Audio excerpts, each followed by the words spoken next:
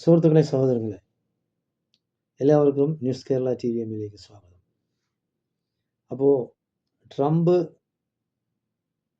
ഭീഷണി തുടരുകയാണ് ഇറാനെതിരെ. ആണവ കരാറിന് ഉടൻ തയ്യാറായില്ലെങ്കിൽ ഏത് സമയവും ഗംഭീരമായ ആക്രമണം ഇറാന്റെ മേൽ ഉണ്ടാകുമെന്ന് ഭീഷണിപ്പെടുത്തുകയാണ് നമ്മുടെ ട്രംപ്. ട്രംപിന് എന്ന് പറയുന്നത് ആവശ്യം എന്ന് പറയുന്നത് ഒരു മാനസിക വൈകല്യം ഉണ്ടാകുന്ന സംശയമാണ്. മാനസിക വിഭ്രാന്തി ഉള്ള ഒരു മനുഷ്യനായിട്ടാണ് ലോകം കണക്കാക്കുന്നത്. അദ്ദേഹം പറയുന്നത് എന്താണെന്നോ പ്രവർത്തിക്കുന്നത് എന്താണെന്നോ അദ്ദേഹത്തിന് തന്നെ യാതൊരു നിശ്ചയമില്ല. ഇങ്ങനെയുള്ള വട്ടിളവിയ ആൾക്കാർ ഒരു രാജ്യത്തിൻ്റെ ഭരണാധികാരിയാക്കുക എന്ന് പറഞ്ഞാൽ ഇതിൽ പരം വിഡ്ഢിത്തം എന്താണെന്ന് നമുക്ക് ആലോചിച്ചിട്ട് പിടിക്കുന്നില്ല. അതായത് വെറുതെ ഒരു കാരണവുമില്ലാതെ വെനിസ്വേലയിൽ കയറി അവിടുത്തെ പ്രസിഡന്റിനെയും ഭാര്യയും പിടിച്ചുകൊണ്ട് വരിക. വെനിസ്വേല എന്ത് ചെയ്തിട്ടാണ് അവിടെ പോയി ആക്രമിക്കാൻ പോയത്? അവരെ പിടിച്ചുകൊണ്ട് വന്ന് അമേരിക്കയിൽ തടവറയിൽ പ്രവർത്തിച്ചിരിക്കുകയാണ്. അപ്പോൾ അതുപോലെ അതിനേക്കാൾ ഭയാനകമായിരിക്കും ഇറാനെതിരെ ഉണ്ടാകുന്ന ആക്രമണം എന്നാണ് ട്രംപ് ഭീഷണിപ്പെടുത്തിയിരിക്കുന്നത്.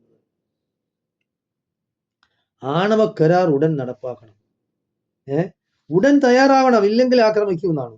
അപ്പോൾ ആണവ കരാർ എന്ന് പറയുന്നത് എന്താണ്? ആണവ കരാർ ആർക്കെല്ലാം ആണവ ആയുധങ്ങൾ ഉണ്ട്? ഇതൊക്കെ അമേരിക്ക എന്തിന് പെർമിഷൻ കൊടുക്കണം? അമേരിക്കയുടെ പെർമിഷൻ ഉണ്ടെങ്കിലേ ആർക്കും അണുവായുധം ഉണ്ടാക്കാൻ അവകാശമുള്ളൂ. അങ്ങനെയാണെങ്കിൽ ഇസ്രായേലിന് അവകാശം ആര് കൊടുത്തു? അമേരിക്ക കൊടുത്തതാ? ഇസ്രായേലിനെതിരെ എത്രയോ പ്രമേയങ്ങൾ UN പാസ്സാക്കിയിട്ടുണ്ടല്ലോ. എന്തെങ്കിലും നടപടികൾ എടുത്തിട്ടുണ്ടോ? അയാൾ തന്നെ, അവിടുത്തെ നെതന്യാഹു പ്രധാനമന്ത്രി തന്നെയാണ് യുദ്ധ കുറ്റവാളിയായി UN പ്രഖ്യാപിച്ചിട്ടുള്ളത്. അറസ്റ്റ് വാറണ്ട് ഉണ്ട്. എന്തുകൊണ്ട് അറസ്റ്റ് ചെയ്യുന്നില്ല? അപ്പൊ അമേരിക്കയ്ക്ക് താല്പര്യമുള്ളവരെ അറസ്റ്റ് ചെയ്യണ്ട, അവിടെ ആക്രമിക്കില്ല.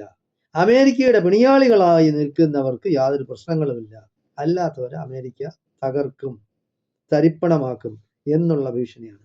ഇതിനെ ഒറ്റക്കെട്ടായി ജനാധിപത്യ വിശ്വാസികൾ, ലോകത്തുള്ള പല രാഷ്ട്രങ്ങളും ഇന്ന് അതിന് അമേരിക്കയ്ക്ക് എതിരായിട്ട് വന്നിട്ടുണ്ട്. ആദ്യം പറയുന്നു വെനസ്വേലയിൽ അങ്ങനെ ഉണ്ടാക്കി പ്രശ്നം.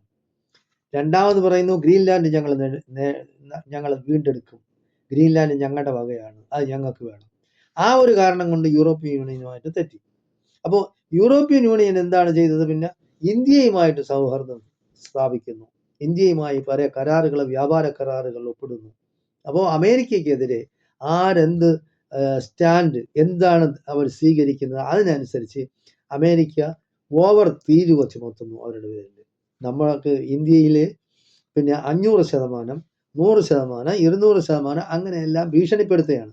അപ്പോൾ ഈ ട്രംപിന് യഥാർത്ഥത്തിൽ രാജ്യം ഭരിക്കാൻ അറിഞ്ഞൂടാ. അയാൾ ഒരു മുതലാളിയാണ്. പണ്ട് അയാൾ പാപ്പരായ ഒരു മുതലാളിയായിരുന്നു. ബിസിനസ് ചെയ്ത് കച്ചവടം ചെയ്ത് പൂട്ടി പാപ്പരായി. അവസാനം വലീദ് ബിൻ തലാൽ രാജകുമാരൻ, ലോകത്തിലെ ഏറ്റവും വലിയ ധനാഢ്യന്മാരിൽ ഒരാളായ വലീദ് ബിൻ തലാലാണ് ഈ ട്രംപിനെ സഹായിച്ച് വീണ്ടും ബിസിനസ് തുടങ്ങാനും ബാക്കിയുള്ള കാര്യങ്ങൾ മെച്ചപ്പെടാനും ഇന്നിപ്പോൾ ലോകത്തിന്റെ എല്ലാ ഭാഗങ്ങൾക്കും അയാൾക്ക് ബിസിനസ് ഉണ്ട്. ഇന്ത്യയിലും ഉണ്ട്. ട്രംപിന് ലോകത്തെ എല്ലാ സ്ഥലത്തും ഉണ്ട് ബിസിനസ്. അപ്പോൾ ഈ ബിസിനസ് ആവശ്യങ്ങളും കൂടെ ഈ യുദ്ധത്തിന് പല കാരണങ്ങളായിട്ട് വരുന്നുണ്ട്. കാരണം വെനിസ്വേലയ്ക്ക് ഇപ്പോൾ പറയാണ് ട്രംപിന്റെ കമ്പനിയുടെ ആൾക്കാർ അങ്ങോട്ട് വിട്ടോളൂ, ഞങ്ങൾ നിങ്ങളുമായിട്ട് എന്തെങ്കിലും ഓയിൽ കരാർ, എണ്ണ കരാർ ഉണ്ടാക്കി നിങ്ങൾക്ക് മെച്ചം ഉണ്ടാക്കി തരാമെന്ന് പറഞ്ഞാൽ പ്രശ്നം തീരും. അതുപോലെ തന്നെയാണ് ഇറാനും ആയിരുന്നാലും ശരി. ഇറാൻ അങ്ങനെ എന്തെങ്കിലും ഒരു ഓഫർ കൊടുത്തു കഴിഞ്ഞാൽ ട്രംപിന്റെ നയം അപ്പോഴേ മാറും. ഇപ്പോൾ ഭീഷണിയുടെ സ്വരത്തിലാണ് ട്രംപ് സംസാരിക്കുന്നത്. എപ്പോഴും യുദ്ധമുണ്ടാകാനുള്ള ഒരു സാധ്യതയുള്ള അന്തരീക്ഷം അങ്ങനെ നിലനിർത്തിയിരിക്കുകയാണ്. അപ്പൊ ഇതൊക്കെ ആയുധ കച്ചവടത്തിന്റെ വേറൊരു സൈഡും ആകാം, പറയാനൊന്നും നോക്കില്ല. ഈ ഗൾഫ് രാജ്യങ്ങളിലൊക്കെ എന്ന് പറയുന്നത് ഇറാനുമായിട്ട് ബന്ധപ്പെട്ട് കിടക്കുന്നതാണ്.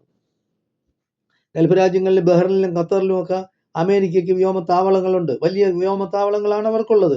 അപ്പോൾ ഇറാനെ ആക്രമിക്കാൻ വന്ന ഇറാൻ ഒരുപക്ഷെ അങ്ങോട്ട് ആക്രമിച്ചുകൂടാന്നില്ല. അവർ കൂടെ അങ്ങനെ ഇറാനും ഭീഷണിപ്പെടുത്തുന്നുണ്ട്. ഞങ്ങൾ അങ്ങനെയാണെങ്കിൽ അമേരിക്കൻ താല്പര്യങ്ങൾ ഗൾഫ് രാഷ്ട്രങ്ങളിൽ എവിടെയെല്ലാം ഉണ്ട് അതിനെയായിരിക്കും ഞങ്ങൾ ആദ്യം ഉന്നം വയ്ക്കുന്നതെന്നാണ് അവർ പറയുന്നത്. അപ്പോൾ UAE-യുമായിട്ട് പണ്ട് ഇറാന് പ്രശ്നങ്ങളുണ്ട്. 2-3 ഐലൻഡ് അവർ പിടിച്ചു വെച്ചിട്ടുണ്ട്. ഇറാൻ അവരുടെ വകയാണെന്നും പറഞ്ഞ് അവരുടെ സ്ഥലമാണെന്ന്, പണ്ട് ആർക്കും വേണ്ടാത്ത സ്ഥലമായിരുന്നു.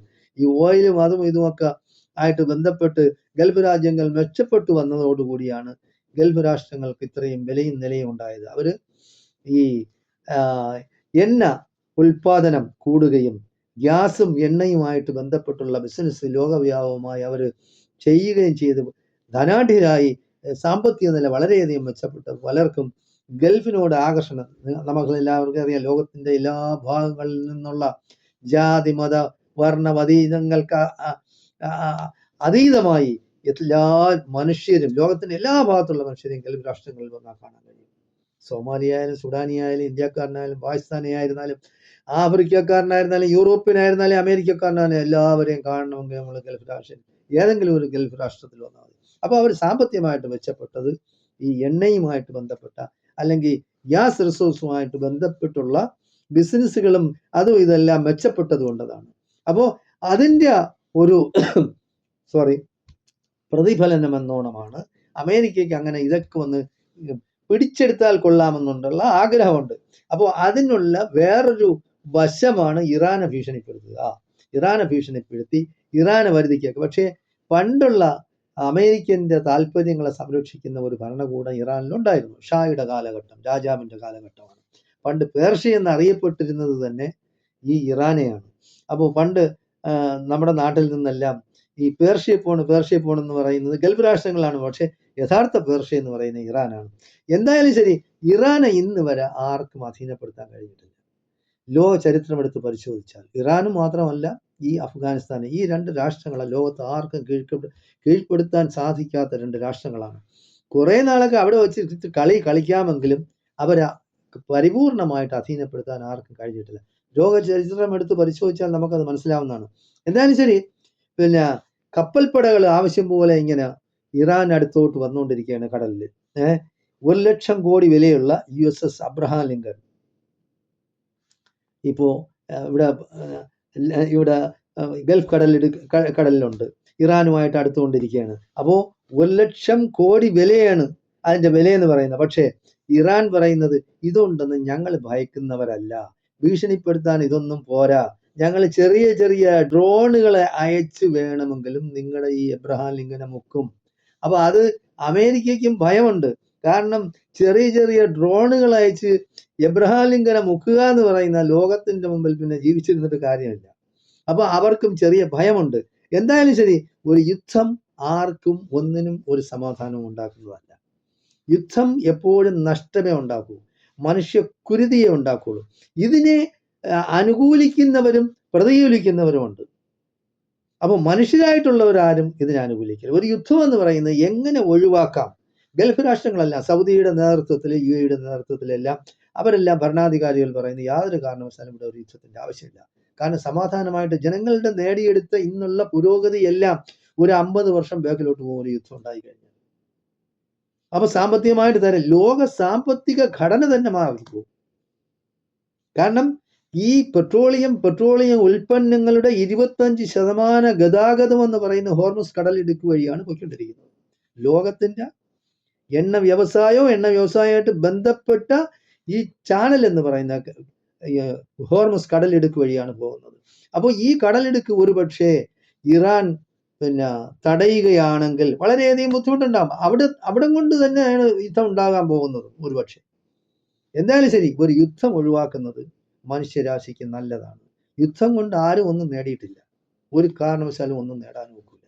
അപ്പൊ അതുകൊണ്ട് പ്രതിവിധി എന്ന് പറയുന്നത് സമാധാനമായി, ഭീഷണിപ്പെടുത്താതെ, ഭീഷണിയുടെ സ്വരമില്ലാതെ മൂന്നാമത് ഉള്ള രാഷ്ട്രങ്ങൾ, ഇന്ത്യക്ക് വേണമെങ്കിൽ മുൻകൈ എടുക്കാം, ചൈനയ്ക്ക് എടുക്കാം, റഷ്യക്ക് എടുക്കാം. അപ്പൊ എല്ലാവരും കൂടി നിന്ന് ഈ അങ്ങോട്ടും ഇങ്ങോട്ടും പ്രോത്സാഹനം കൊടുത്ത് അക്രമത്തിന് പ്രോത്സാഹിപ്പിക്കുകയല്ല വേണ്ടത്. ഈ സമയത്ത് എന്ന് പറഞ്ഞാൽ സമന്വയം, അതായത് മനുഷ്യൻ സഹിക്കാനും ക്ഷമിക്കാനുള്ള കഴിവുണ്ടാക്കി ഒരു യുദ്ധം എങ്ങനെ ഒഴിവാക്കാം. ഈ മേഖലയിൽ ഗൾഫ് രാഷ്ട്രങ്ങൾ എന്ന് പറയുന്ന ലോകത്തിന്റെ പല ഭാഗങ്ങളിലുള്ള രാജ്യങ്ങളിലുള്ള ആൾക്കാരും വന്ന് ജോലി ചെയ്ത് അവരുടെ രാജ്യങ്ങളുടെ സമ്പദ് വ്യവസ്ഥയെ മാറ്റുന്നുണ്ട്, അവരുടെ കുടുംബങ്ങളെ അവർ രക്ഷപ്പെടുത്തുന്നുണ്ട്. അപ്പൊ അതെല്ലാം ഇല്ലാതാകാനുള്ള ഒരു സമയം, അങ്ങനെയുള്ള ഒരു മാറ്റം നമ്മളെ ഇവിടെ ഉണ്ടാകരുത്. നമ്മൾ കഴിയുന്നത്ര ഒരു യുദ്ധം ഒഴിവാക്കി കിട്ടിയാൽ അതായിരിക്കും മനുഷ്യരാശിക്ക് ഗുണം ചെയ്യുന്നത്. അതിനുവേണ്ടി അമേരിക്കൻ ജനതയ്ക്ക് തന്നെ ഇറങ്ങാമല്ലോ. ഈ ട്രംപ് അവിടുത്തെ പ്രസിഡന്റ് ആയെന്ന് വിചാരിച്ച് അവിടെയുള്ള അമേരിക്കൻ ജനതയൊന്നും ഒരു യുദ്ധം ആഗ്രഹിക്കുന്നവരല്ലല്ലോ. ഏതെങ്കിലും ഒരു രാജ്യം യുദ്ധം ആഗ്രഹിക്കൂ? ഒരു കാരണവുമില്ലാതെ വെനസ്വേലയിൽ പോയി അവിടുത്തെ ഭരണാധികാരികളെ പിടിച്ചുകൊണ്ട് വരിക എന്ന് പറഞ്ഞു. അതൊക്കെ ലോകത്തെവിടെയെങ്കിലും നടക്കുന്നതാ? ഇതൊക്കെ ഇപ്പോഴത്തെ കാലത്ത്. പണ്ട് കാലത്ത് ചട്ടമ്പിമാരിറങ്ങി നാട്ടിലിറങ്ങി അവരുടെ തിട്ടൂരം കാണിക്കുമായിരുന്നു. ഒരു 10, 12 പേര് ഇറങ്ങി, ചട്ടമ്പിമാര് ഗുണ്ടാകളെ പോലെ ഇറങ്ങി അവരാണ് ആ നാട് ഭരിക്കുന്നത് എന്നുള്ള രീതിയിൽ. അതിന്റെയൊക്കെ കാലം കഴിഞ്ഞില്ലേ? ഇപ്പൊ എങ്ങനെയാണ് ഇത് പുതിയതായിട്ട് ട്രംപ് ഇറങ്ങിയിട്ട് ഇങ്ങനെ ഒരു പരിപാടിയും കൊണ്ട് ഇറങ്ങിയിരിക്കുന്നത്? മനുഷ്യകുലത്തിന് ദോഷം ചെയ്യുകയുള്ളൂ. ഇങ്ങനെയുള്ള പ്രശ്നങ്ങളിൽ നിന്ന് രാഷ്ട്ര നേതാക്കന്മാരും രാഷ്ട്ര ശില്പികളും അതിന് ജനാധിപത്യ പാർട്ടികളും രാഷ്ട്രീയ പ്രവർത്തകരും അല്ലെങ്കിൽ രാഷ്ട്രീയ നേതാക്കന്മാരും എല്ലാം ഇതിനെതിരെ പ്രതികരിക്കണമെന്നും ഒരു യുദ്ധം ഒഴിവാക്കാൻ വേണ്ടി എല്ലാവരും കൂട്ടായി ശ്രമിക്കണമെന്നാണ് എനിക്ക് പറയാനുള്ളത്. നന്ദി, നമസ്കാരം. ജയ് ഹിന്ദ്, ജയ് ഭാരത്.